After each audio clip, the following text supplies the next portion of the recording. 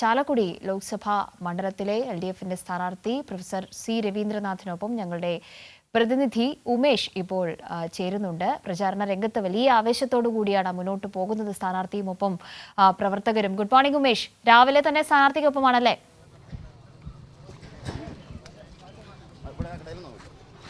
അതെ, good morning Kavya. ഇപ്പോൾ ചാലക്കുടി ലോക്സഭാ മണ്ഡലം സ്ഥാനാർത്ഥി CV രവീന്ദ്രനാഥ് മാഷ് അദ്ദേഹം പെരുമ്പാവൂർ നിയോജക മണ്ഡലത്തിലെ വിവിധയിടങ്ങളിൽ പര്യടനം തുടരുകയാണ്. ഇന്ന് അദ്ദേഹത്തിൻ്റെ മണ്ഡലത്തിലെ പര്യടനം ആരംഭിച്ചത് പെരുമ്പാവൂർ നിയോജക മണ്ഡലത്തിലെ പാണംകുഴി എന്ന സ്ഥലത്താണ്. അവിടെ അദ്ദേഹം വോട്ടർമാരെ നേരിൽ കണ്ട് സംസാരിക്കുകയാണ്. കഴിഞ്ഞ ദിവസങ്ങളിലൊക്കെ അദ്ദേഹം ഈ ലോക്സഭാ മണ്ഡലത്തിൻ്റെ വിവിധയിടങ്ങളിൽ അദ്ദേഹം പര്യടനം തുടർന്നിരുന്നു. ഇപ്പോൾ അദ്ദേഹം ഈ പാണംകുഴിയിൽ നിന്നാണ് ഇന്നത്തെ പര്യടനം തുടങ്ങിയിരിക്കുന്നത്. വോട്ടർമാരെ അദ്ദേഹം കാണുകയാണ്. നമുക്ക് അദ്ദേഹത്തോട് സംസാരിക്കാം.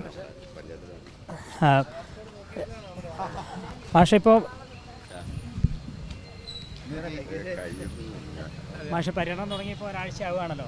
എങ്ങനെയാണ് ജനങ്ങളിൽ നിന്നുള്ള ഒരു പ്രതികരണം? വോട്ടർമാരുടെ ഒരു കൂടുതൽ ആത്മവിശ്വാസം ഉണ്ടാവുകയാണ്. ഓരോ സെൻറ്ററിലും ജനങ്ങളെ സമീപിക്കുമ്പോൾ അവർക്ക് കൂടുതൽ ഒരു ആവേശം ഉണ്ടാകുന്നത് പോലെ ഇടതുപക്ഷ ജനാധിപത്യ മുന്നണിയുടെ സ്വീകാര്യത വളരെ കൂടി വരിക ഓരോ ദിവസവും തോറും. അതുകൊണ്ട് കൂടുതൽ ആത്മവിശ്വാസം ഉണ്ടാവുകയാണ് ചെയ്തിട്ടുള്ളത്. ഈ ലോക്സഭാ മണ്ഡലത്തിലെ 7 നിയോജക മണ്ഡലങ്ങളുണ്ടല്ലോ, എല്ലായിടത്തും മാഷ് ഒരു വട്ട പര്യടനം പൂർത്തിയാക്കിയോ? എങ്ങനെയാണ്?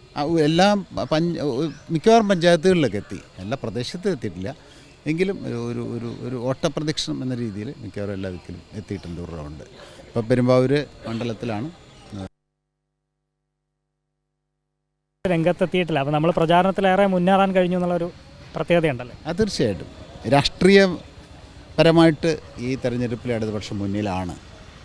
ഇപ്പോൾ തെരഞ്ഞെടുപ്പ് പ്രചരണത്തിലും മുന്നിലാണ്. സ്വാഭാവികമായിട്ടും ഏത് ഘടകം എടുത്തു നോക്കിയാലും ഇടതുപക്ഷ ജനാധിപത്യത്തിന് വളരെ മുന്നിലാണ്.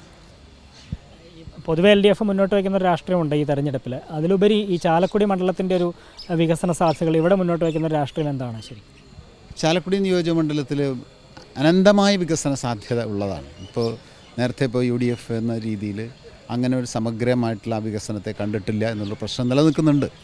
അതോടൊപ്പം തന്നെ ഇപ്പോൾ കാലടി സർവകലാശാല അടക്കം വിദ്യാഭ്യാസ രംഗത്ത് വലിയ സാധ്യതയുള്ളൊരു മണ്ഡലമാണ്. പിന്നെ ഒരു ഭാഗം മലയും മറുഭാഗം പിന്നെ സമുദ്രവുമായിട്ട് കിടക്കുന്ന ഒരു പ്രദേശത്ത് സമഗ്രമായിട്ടുള്ള വികസനത്തിൻ്റെ സാധ്യതയുണ്ട്. സമ്പൂർണ്ണമായ വികസനമാണ് നമ്മൾ ലക്ഷ്യമിടുന്നത്. ഇപ്പോൾ ബഹുമാനപ്പെട്ട മുഖ്യമന്ത്രി മുന്നോട്ട് വെച്ചിട്ടുള്ള നവകേരള സങ്കല്പത്തിലെ ഏറ്റവും പ്രധാനപ്പെട്ട ആശയം വിജ്ഞാന സമൂഹം എന്നുള്ളതാണ്. ആ ഒരു സങ്കല്പം യാഥാർത്ഥ്യമാക്കാൻ പറ്റുന്ന ഒരു മണ്ഡലമാണ്. കാരണം ഒരു സർവകലാശാല കേന്ദ്രീകൃതമായിട്ടുണ്ട്, ഒരുപാട് വിദ്യാഭ്യാസ സ്ഥാപനങ്ങളുണ്ട്, അതുപോലെ കാർഷിക സാധ്യത. ഇപ്പോൾ ഈ തെരഞ്ഞെടുപ്പ് പ്രചരണത്തിനിടയിൽ തന്നെ 2 പ്രധാനപ്പെട്ട കാർഷിക പദ്ധതികൾ ഉദ്ഘാടനം ചെയ്യുന്നതിനുള്ള അവസരമുണ്ടായി.